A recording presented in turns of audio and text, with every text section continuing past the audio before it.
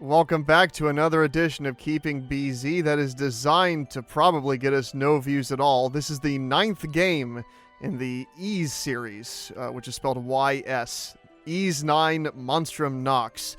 Ys is an action RPG series that has been around since the mid-80s.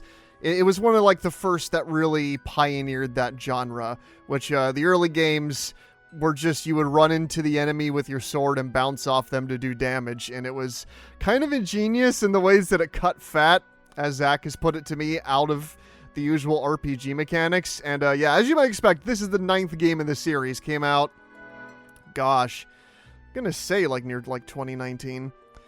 So there's a lot to dig into here as terms of the history of the series and what has changed over time. I'm just going to start from the save file I'm at and just kind of show you guys what this game is. Zach's, of course, along with me because this is Keeping BZ. I'm the B in Keeping BZ, Brandon, and Zach is the Z in Keeping BZ. So, what was going on last time in Ys? Well, there's a bit to explain here. We are in a massive city known as Belduke. And, Balduke, I mean. Balduke is basically a town that, you might notice how gray it is. That's because this town's central, most intriguing, and most giant landmark is a giant prison, which almost is the size of the whole city itself. We're just in the town area right now. But as usual, Adol, our protagonist, was going on some adventures to explore this area. He basically just travels the world and just looks for adventures. He doesn't really necessarily seek them out as much as kind of walks into them as he journeys. And him and his pal Dogi are checking out Balduke, and the second they tried to enter the city, the police arrested them because the police have connections to the Roman Empire. That's Roman with a U at the end, not an A. They are sort of the central villains of the series. They're a big empire that coats the world and has a bunch of soldiers everywhere. So Adol's big world-saving adventures happened to step on the Romans' toes too many times, so they arrested him. Adol did break out of prison, and now he's under an assumed identity, and he has blue hair now that he died, so that way nobody can recognize his trademark red hair, because his red hair is kind of... Nobody else in the world of Ys has hair apparently as vibrant and red as Adol's, so he gets tracked very easily. So basically what's going on now is Adol has joined a group of basically superhero demons called the Monstrums. And the Monstrums are people that were randomly chosen by this woman named Aprilis to be cursed to be monster superheroes and fight demons that are trying to take over the city from a demon dimension. So we transform into our superhero identity by either going into a battle or doing parkour like this. Yeah. And we have open world superhero-like abilities to just journey around the city super fast. What's cool is that as you make friends with the other Monstrums, you get their traversal abilities, which makes getting around the city a lot easier. So the White Cat gave me her wall running abilities. The Hawk gave me his ability to fly. And Adol's just default ability is Crimson Line, which is just Batman's grappling hook.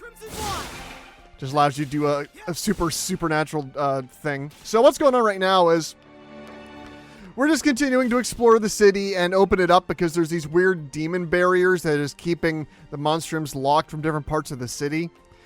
And right now, this whole area, which is called the Artisan's Lane, is there's a bunch of thieves going around stealing stuff. And we're trying to figure out what's going on and who these guys are, because they're claiming to be the Monstrums. And yet we're like, what? We're the Monstrums. Who's trying to basically frame us? So that's what's going on in the plot right now.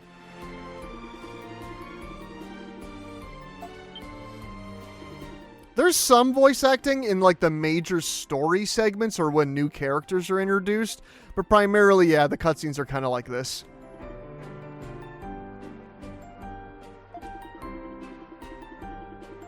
Yeah, the Feral Hawk, the Crimson King, the White Cat, all the Monstrums are known by different names around the city.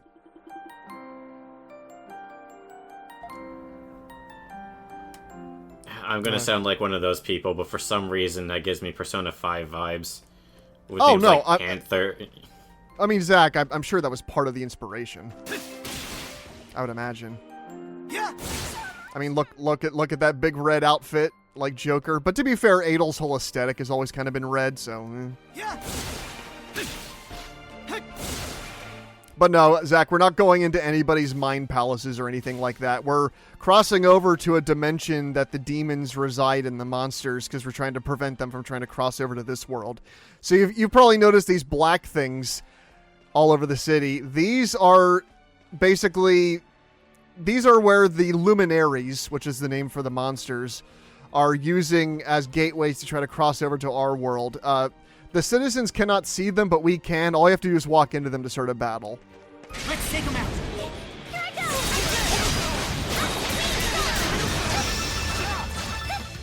My Let's go. And that's a battle. And Ys, as usual, is a pretty good series in terms of always keeping battles super quick. You get in, you have some cool abilities, all the actions always feel very satisfying, and you get out super quick. There's these kind of battles, and then there's also ones that have a red dot in the middle, and that means that there's gonna be a tough enemy in there. But usually, nothing ever takes that long either way. When I was showing Zach this series it was probably last year. He made the comment that Ys felt like RPGs with the fat cut out, and what he means by that is that there's no transition into battles. There's no, hitting the menu button to do the thing. You're just getting in, doing the battle, hitting the enemy once, and then you move on to the next thing. And that's always what I've liked about Ys, is that it's super quick.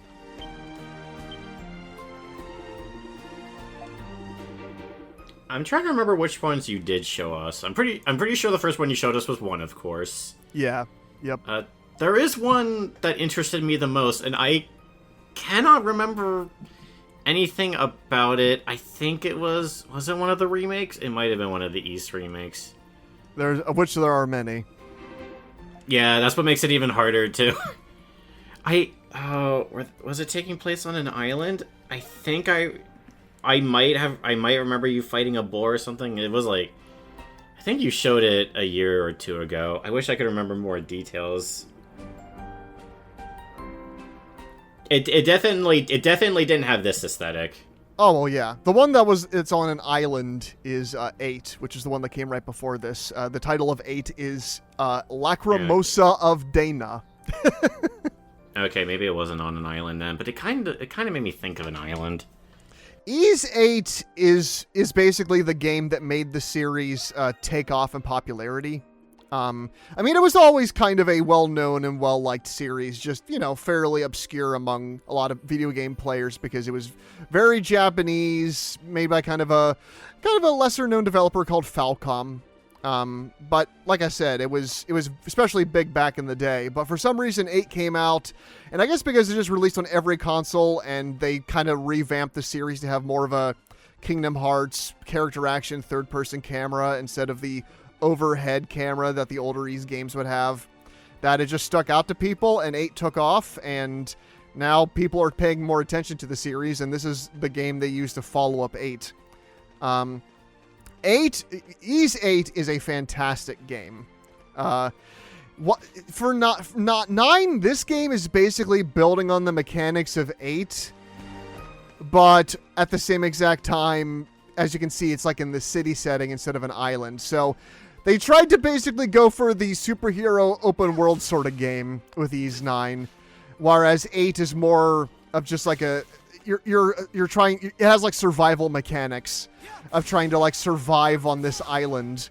And both have their things I like. I admit though that Balduke's fairly gray color palette and drab look in general is not as appealing as how beautiful the island of Saren was in Ys 8. We did it! But I quite like just the whole idea of them going for a whole superhero vibe with the characters having secret identities that they're trying to conceal.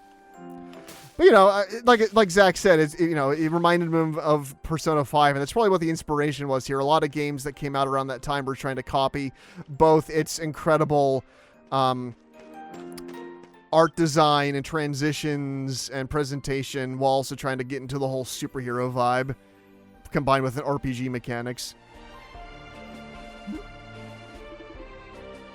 Oh, it's this lady. Yeah, this is the lady that was interrogating Adol in prison when he got arrested at the beginning. Ingrid. What I found pretty interesting about Ingrid is that all the interrogation questions she was asking Adol were lore questions about different adventures he'd had throughout the entire series. And Adol would go, no, seriously, that's what happened. And Ingrid would go, I don't believe you. That sounds too outlandish.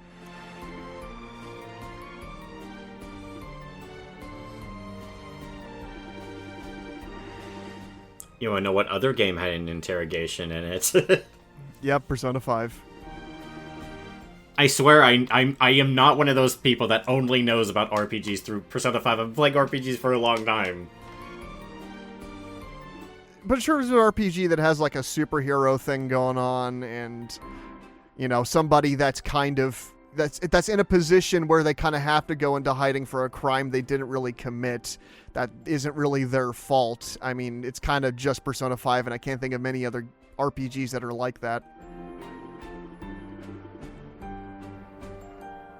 I think I did read a little bit of an article that said that there's actually some Japanese developers that are kind of thankful for Atlas and Persona 5 because it sort of opened the doors for them to also make JRPGs that can be popular in the West as well.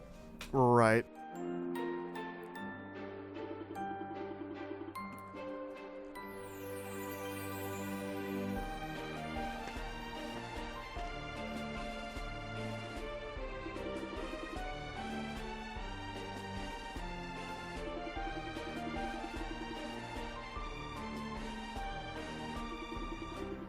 How far are you into the game currently? Just a couple of hours? I believe about 8 or 9 hours. Let me check. Oh yeah, if you're level 22, okay. About 10 and a half. I'm on chapter, I believe it's 4 right now. Yeah, chapter 4. And the usual structure is that each chapter will have you solving like a mystery around town as you open up more areas of the open world.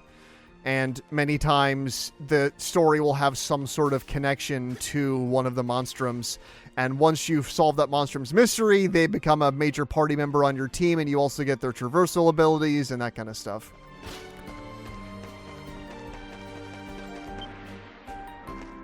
Okay, here's a harder monster. Let's take him out.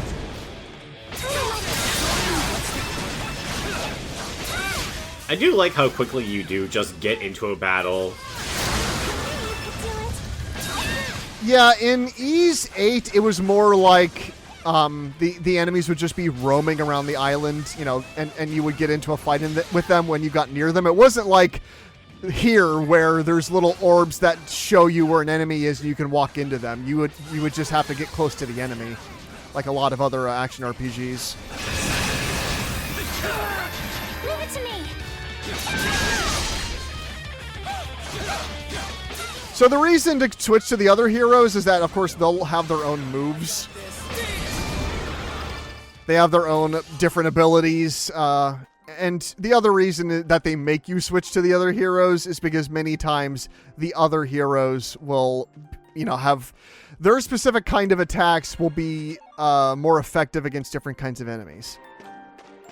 Though ultimately, as I've kind of shown off, once you get their traversal mechanics, you don't have to switch to them to use their traversal mechanics. You can just use that kind of ability with any character, which is, that obviously is a better design choice. It just it just kind of makes you wonder why you need all these different characters. We did it! Instead of having to constantly switch between each of them to use a different ability.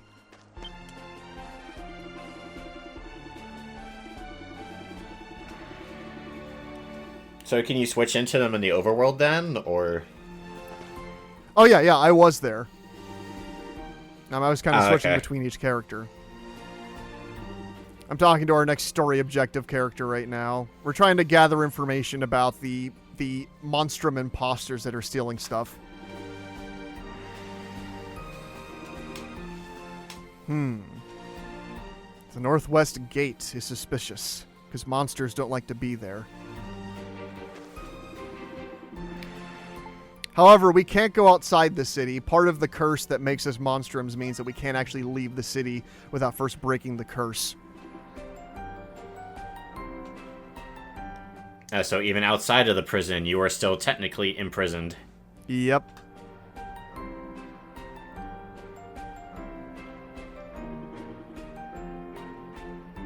Yep, so let's check out the gate ourselves. So yes, yeah, here's the other different characters we can play as. We got Adol, we got Acrisia, and we got Credo. Or as their superhero identities are, Credo is the Hawk, Leave it to me. and Acrisia is the White Cat.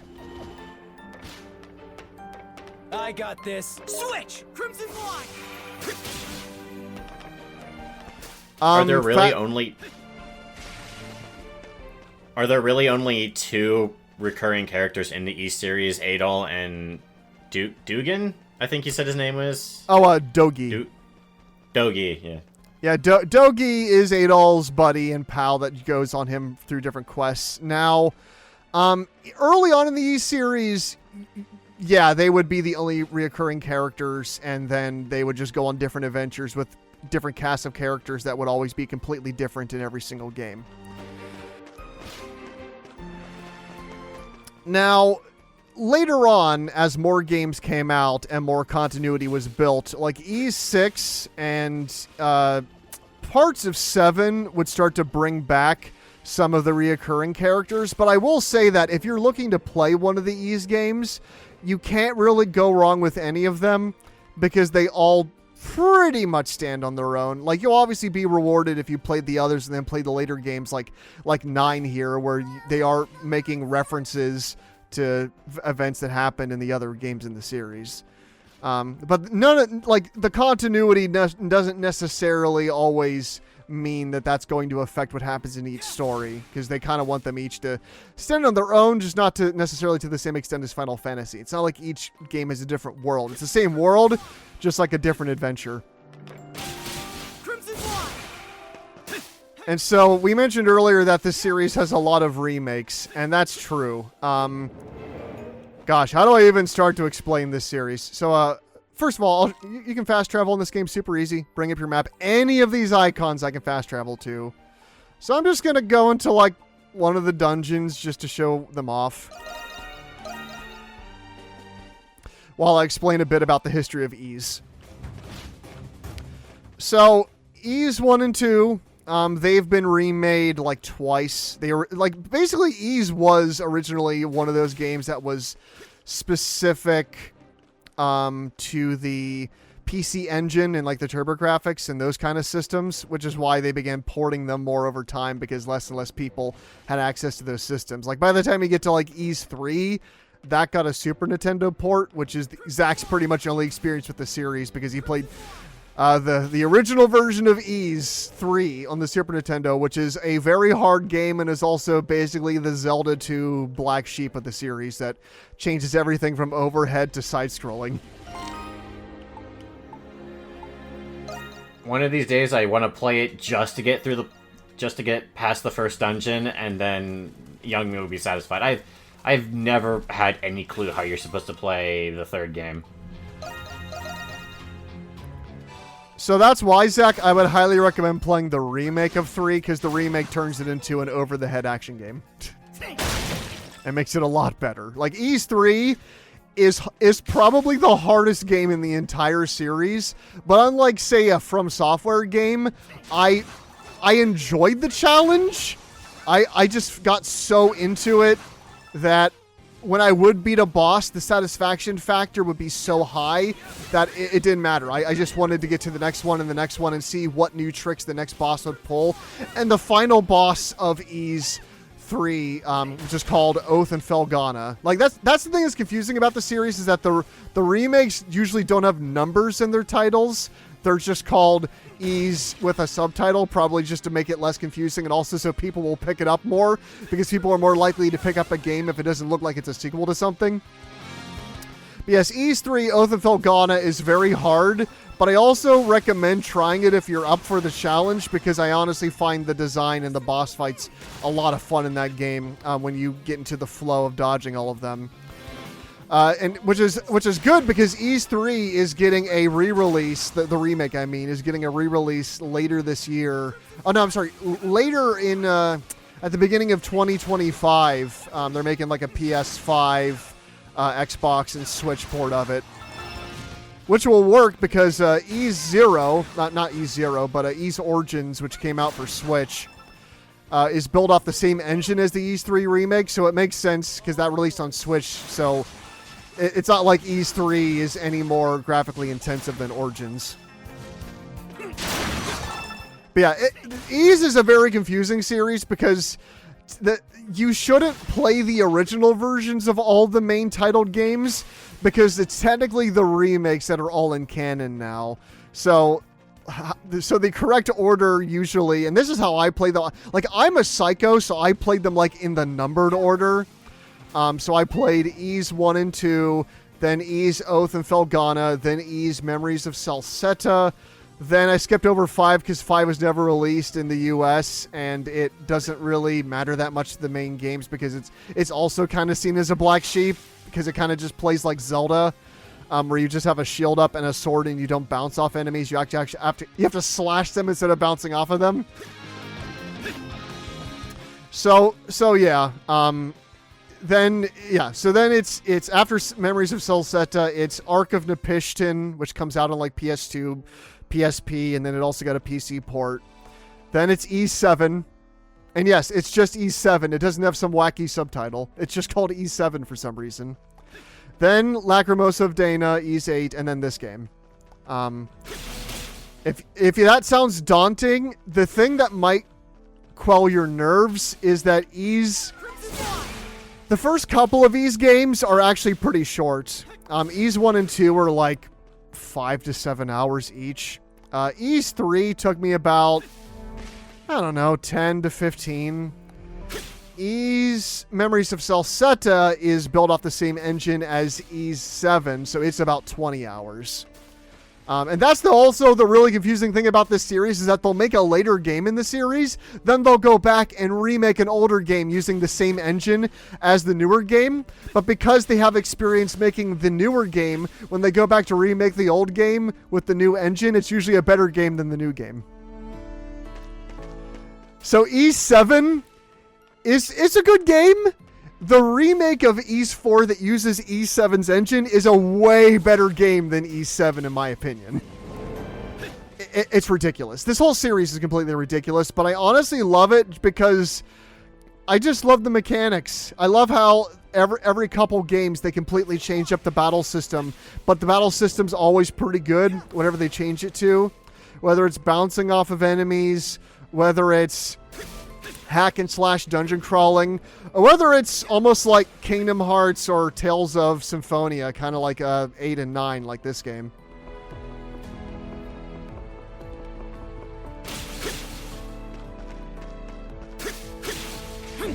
But now if you play Ys 8 or 9 like this, these games are about like 50 hours each. They are lengthy. They have side missions. They are trying to be bigger, more epic stories. But especially in Ys 8's case, I would say it's worth it just because the story, the world, the gameplay, it completely took me in, and I was fully fine with how long it was. But if you're out there and you're 30 years old like Zach and I, and you want a shorter game, then yeah, maybe play the older games in the Ys series and try one of those for yourself. There's not really necessarily a one-all be-all best starting point. Ys 8 is definitely the game that has gotten the most people into the series, but 8's also super long, so maybe you want to play one of the older ones that are only like 7 hours or 15 hours and just go from there.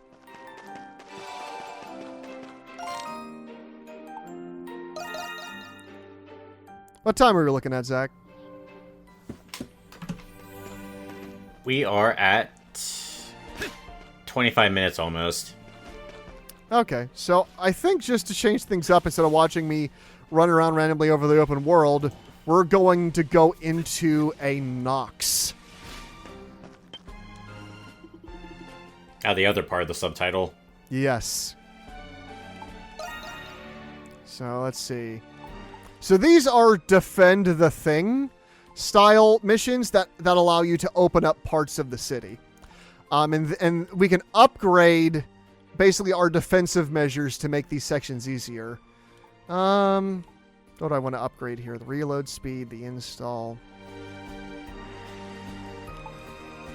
Yeah, let's upgrade the cannon. The cannon will stun enemies. So what this is we're actually going to now travel into the dimension of the monsters themselves to keep them from trying to break into this world.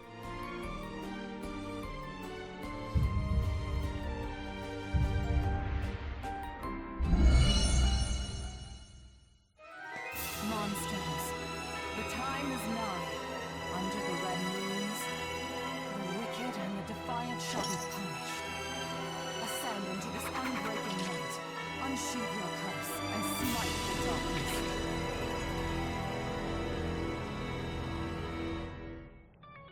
So that woman was Aprilis. She's the one that cursed everybody to be monstrums, but she hasn't explained why or what the deal is, which I imagine will be a reveal later in the game. All right. So we have to go through different waves defending this crystal here. We can only play as the monstrums we've recruited to our party so far. However, all the monstrums will spawn in this area to help us out. As just like AI partners.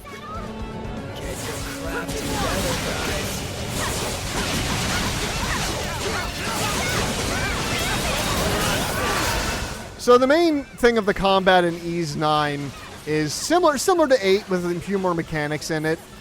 Basically, you jump, you slash, and you hold down the bumper, or on PlayStation it would be R1, and then hit one of the buttons to do different types of special attacks.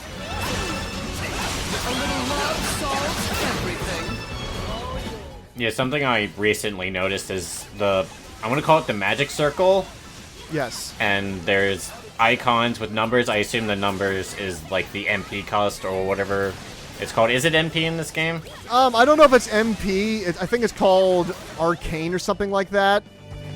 But yes, the MP in this game, well, basically it recharges over time, and you need a certain amount of it to execute each attack. So if I use one of the bigger attacks, I won't be able to use that for a bit because of how much it uses up. But you might have noticed, Zach, now an orange circle has formed inside of the blue circle, which is basically our rage mode. Yeah, I was actually just about to ask about that. Yep, this allows us to do more damage, and it also will allow us to do special attacks on the monsters like this.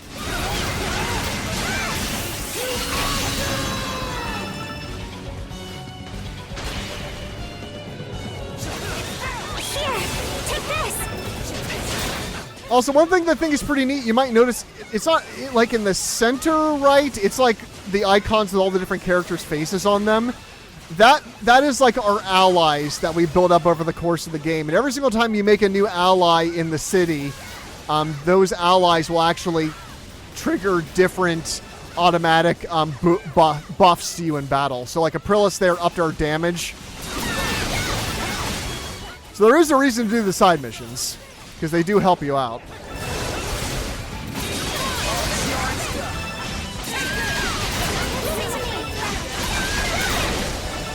There we go. Man, I wish I was a monstrum. I think we have one more phase left. Almost there. Yeah, because there has to be a big monster. My time to shine. All right. I see offense in the center right underneath your health. I assume that's party AI commands have them act very offensively. Yes. Yeah, you can press down on the control pad to make them go into offense or defensive stances. But most of the time, since unless it's like one of the major boss fights in the game, I never really see a reason to worry about them dying, because usually their AI is pretty good about just laying on attack after attack until they die. There we go.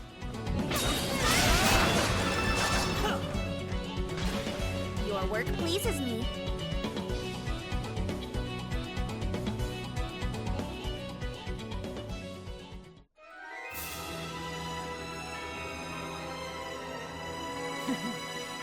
Impressive.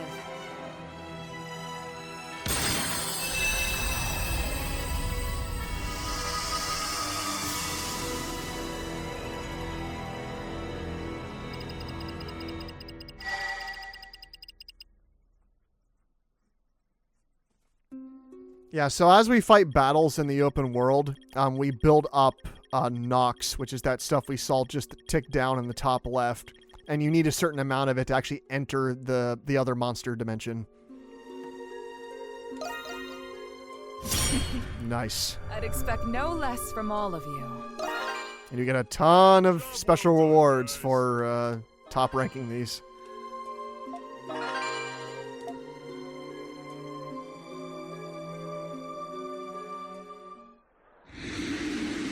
And for doing that, we open up another part of the open world. Not all of those, like some of those are actually completely optional and we don't actually have to do them, but it's worth doing them anyway because many times you'll get, for example, a bunch of treasure chests in this other part of the open world you open up that will give you some good goodies.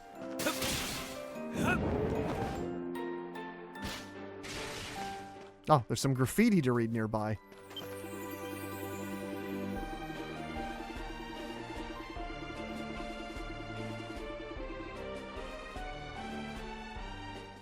Oh my god, okay.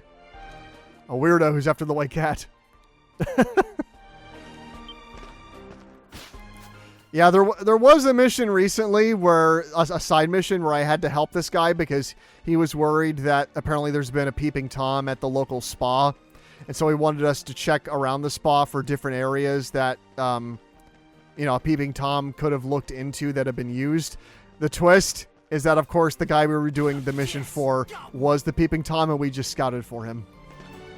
That does remind me.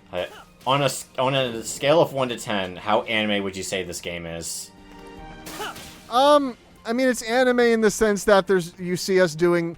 You see giant energy things coming around us and shooting laser weapons and all that kind of stuff. And the action, as you saw in the battles, is very anime. But in terms of, ew, you pervert, honestly, Ys very rarely does anything like that.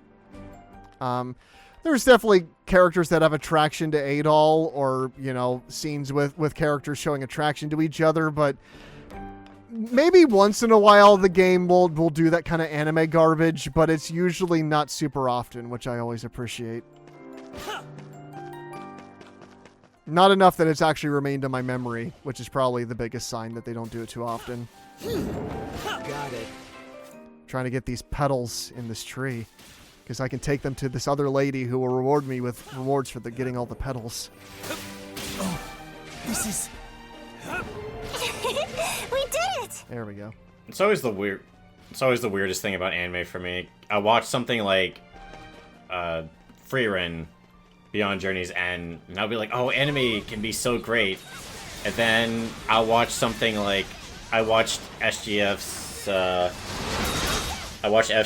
play Sakura Wars 2019, I think the year it came out. And, oh boy, that was very, very anime.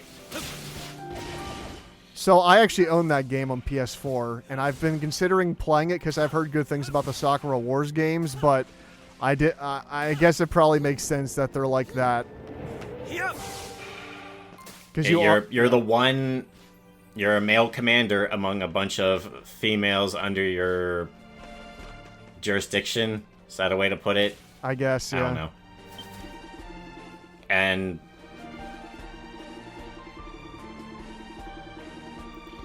the beginning of that game is very strange because you'd want to play Sakura Wars. Well, not that I know much about the series, but I hear it's very popular amongst mech enthusiasts, and it's about mech samurais, I guess, fighting demons, and you'd think they'd want to focus more on that, but no.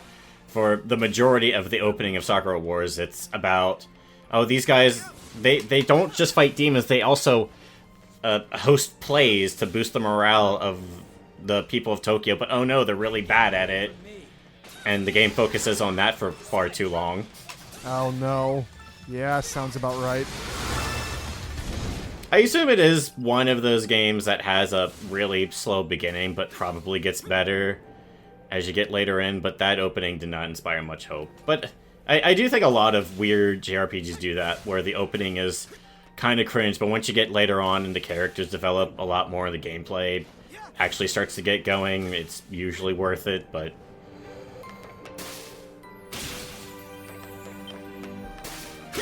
I'd say the Persona series is definitely like that. Well, I wouldn't say the Persona openings are very cringe, though. I guess maybe if you have a low tolerance for anime, they are, but I think the openings for Persona 3, 4, and 5 are all pretty much cringe-free, but they just take so many hours. Just so many hours to get to the point. I'm guessing Ys, as a series, doesn't usually take that long to get going. Oh, to like just get into the story? No. I mean, 8 literally begins with your ship getting attacked by a giant octopus with an opening boss fight. And now, I mean, once you get shipwrecked on the island, it does take it takes a bit to set up your camp and explain the mechanics, because the game's about survival. So you're slowly building up your base camp with different people and shops and weapons and shelter. But to get to the base, you have to, run through the island and attack and level up and gain new weapons and abilities. So Ys is always moving to some extent. In the first couple of games, you do start out in a town that you have to get used to the characters and talk to and get your weapon, and then eventually you can get out to the open world and fight stuff. But no, I mean, like I said, the games, especially the early ones, are like 5 to 7 hours. They're super short. Like, you get to what you want pretty quickly. And with this game, it does like the classic thing that most games do, where it starts in the process of when Adol was escaping from prison and has you playing as him, trying to escape the prison and fighting off people that are coming after him. As a way of just getting you into the action, and then later flashing back to show how he got in prison, that sort of thing. Which, I mean, in a movie, that stuff can be kind of annoying because you kind of just want it to start from the beginning and not be like, here's how wow, what a wacky situation. I wonder how they ended up like this. But in a video game, I think that structure works better because it means you get to do action very quickly. It gives you an idea of what's to come in the future. Yeah.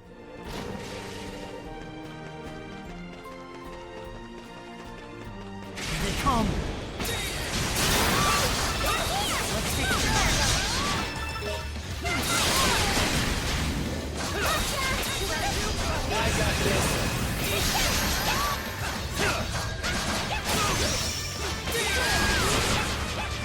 Oh, a flash move. Yeah, you basically hit the left trigger to dodge like that, and if you do it at the right time, you go into slow-mo for a bit, and it makes all your attacks faster.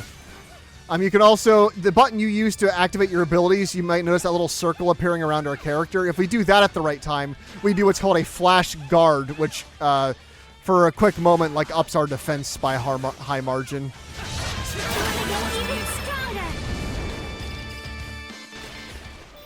The game also gives you rewards if you kill an enemy using one of your abilities instead of just a basic attack. A lot of times it will refill a whole bunch of your MP, so that way you can immediately use another move.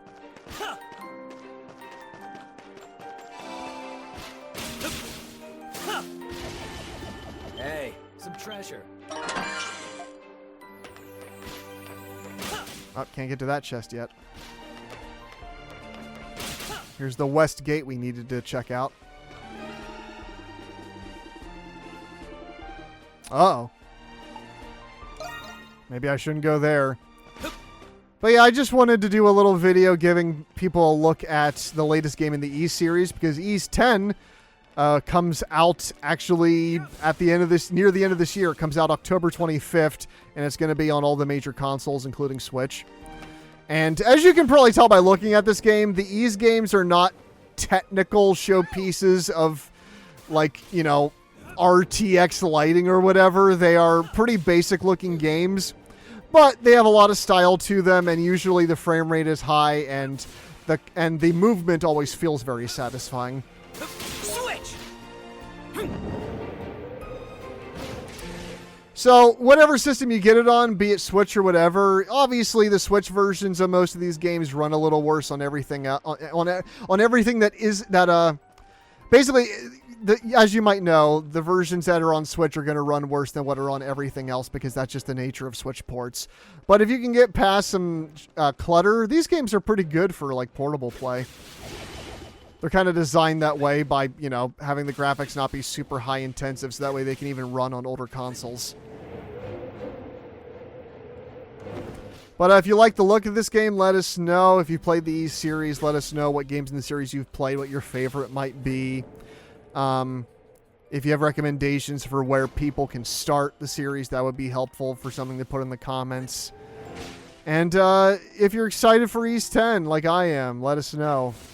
That's another District Heating BZ, super casual one this time. Just, I'm literally playing the game I'm playing right now, just showing off what this game is. And I hope you enjoyed.